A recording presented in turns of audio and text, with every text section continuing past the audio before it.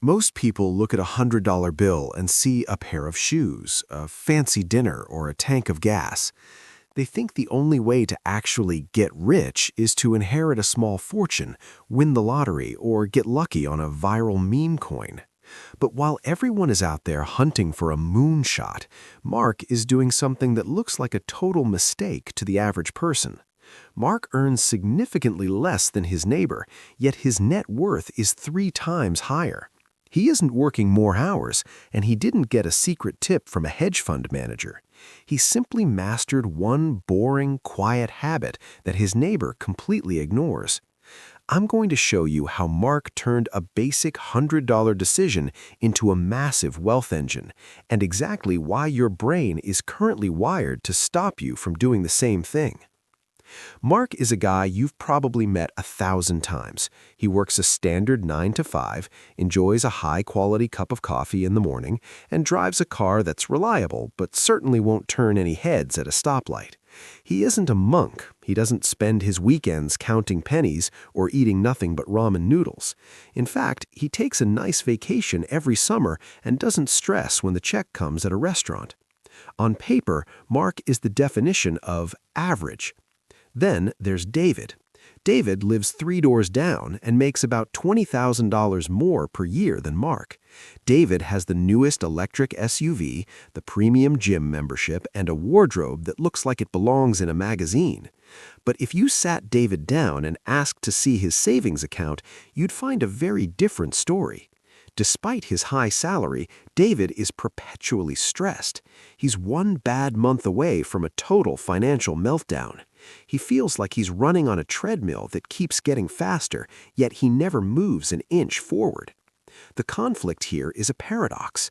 Mark has less money coming in, but he has more money staying put.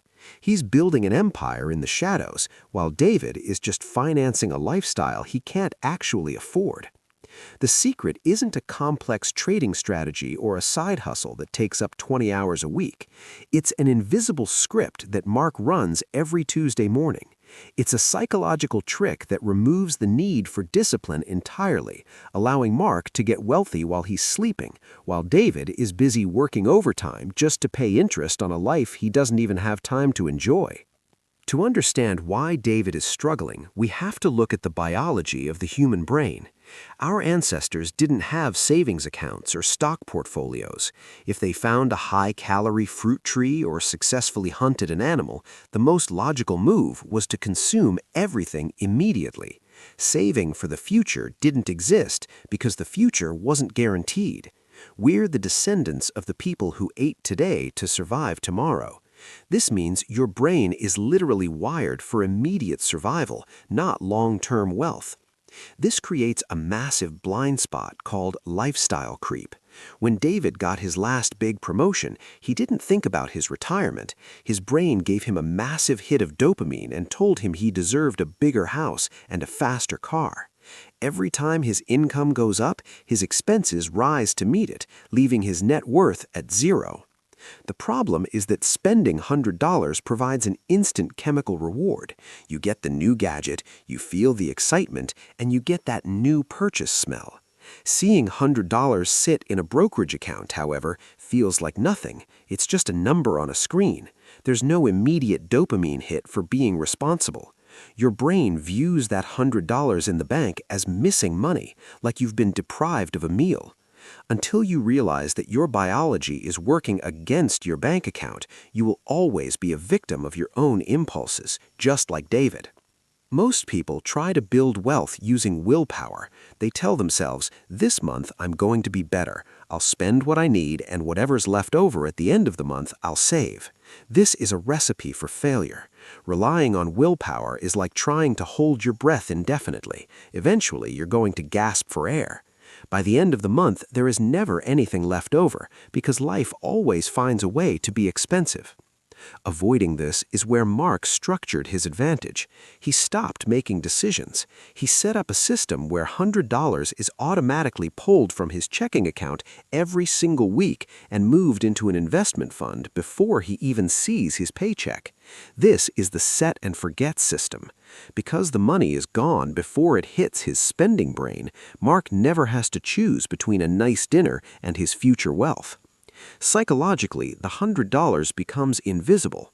Within 2 months, Mark's brain adjusted to his new, lower income. He didn't feel poorer, he just chopped a little more intentionally. He effectively removed choice from the equation. While David is constantly debating whether he can afford a new watch, Mark's system is quietly building a fortune in the background, without him ever having to lift a finger or exercise a single ounce of self-control. We live in a world that craves excitement. We want the 10-bagger stock or the overnight crypto success story. But real wealth is built with math that is incredibly boring. Think of a snowball at the top of a massive hill. When you first start rolling it, it's tiny. You put in a lot of effort, and after 10 feet, the snowball is only slightly larger. This is the weight factor. In the first 5 years of Mark's $100-a-week habit, nothing seems to happen. The gains are small. He looks at his account and thinks, is this even worth it? This is where 90% of people quit. They don't see the mountain moving, so they stop pushing. But Mark knows how the math works. Compound interest is back-heavy. If you fold a single piece of paper in half 42 times, it becomes thick enough to reach the moon. But for the first 20 folds, it's still thinner than a deck of cards. Mark's wealth is like that paper. By year 15 and 20, that $100 a week isn't just growing, it's exploding. The interest earned on his interest starts to dwarf the original $100 he puts in. He's no longer pushing the snowball. The snowball is now an avalanche that nothing can stop. David, on the other hand, is still at the top of the hill, looking for a bigger snowball, not realizing he should have started rolling his own years ago. Most people think that to get rich, you have to be a genius. They believe you need to spend 8 hours a day staring at glowing red and green candles on a computer screen, or find the next undiscovered tech startup before anyone else. David certainly thinks this way. He spends his lunch breaks scrolling through social media, following self-proclaimed crypto gurus, and trying to time the market based on a gut feeling. He's constantly jumping from one trend to the next, paying high transaction fees and losing sleep every time the news mentions an economic downturn. Mark, on the other hand, understands something much deeper. The odds are stacked against the individual stock picker. Even the professionals at the world's biggest hedge funds rarely beat the overall market over the long term. So Mark doesn't even try. Instead of trying to find the needle in the haystack, he simply buys the entire haystack. He puts his $100 a week into low-cost index funds, essentially buying a tiny piece of the top 500 companies in the country all at once. This is the ultimate stress reducer. If one company in the index goes bankrupt, it doesn't matter, because 10 others are reaching record highs. Mark doesn't have to worry about whether Apple or Amazon will have a bad quarter. He owns the entire engine of the economy. By keeping it simple, he guarantees that he will never miss out on the next big thing, because he already owns a piece of it by default. While David is sweating over a single company's earnings report, Mark is at the park, knowing that as long as the world keeps spinning and people keep buying goods and services, his wealth is growing. There's a psychological trap that keeps most high earners broke, and it's called the moving goalpost. When David was in college, he thought if he could just make $50,000 a year, he'd be set for life. But once he hit $50,000, he decided he needed $80,000 to be happy. Now that he's making over 6 figures, he feels poorer than ever because his neighbors have better watches and more expensive kitchen renovations. He's locked in a status race that has no finish line. Mark avoided this by defining what enough looks like before he even started. He realized that the happiness you get from a new car lasts about 3 weeks, but the stress of the car payment lasts for 5 years. He redefined what wealth actually means. To Mark, wealth isn't the stuff you buy to show off to people you don't even like. Wealth is the number of days you can live without a paycheck. It's the ability to say no to a boss you don't respect, or the freedom to spend a Tuesday afternoon with his kids without checking his email. By keeping his lifestyle stable while his investments grew, he created a massive gap. That gap is where true freedom lives. He isn't trying to win the who has the nicest stuff competition. He's winning the who owns their own time competition. David has a lot of expensive toys, but the toys actually own him because he has to keep working a job he hates just to keep them. Mark owns his time, and that is the most expensive luxury in the world. Let's fast forward 10 years. On the surface, things look similar. They still live in the same neighborhood, David still has a nicer car and the latest gadgets, but underneath the hood, their lives couldn't be more different. David is exhausted. He's 45 years old and realizes he has almost nothing saved for the future. He's terrified of a recession because his entire life is built on a house of cards. If his income drops by even 10%, he loses everything. He wakes up with a knot in his stomach, wondering how much longer he can keep this up. Then, look at Mark. Mark's boring $100-a-week habit has turned into a formidable fortress. Because he used a low-cost index strategy and let compound interest do the heavy lifting, his account has grown into a six-figure sum that is now generating its own momentum. Mark has reached the option to quit stage. He doesn't have to retire today, but he knows he could. The emotional payoff for Mark isn't a new car, it's peace of mind.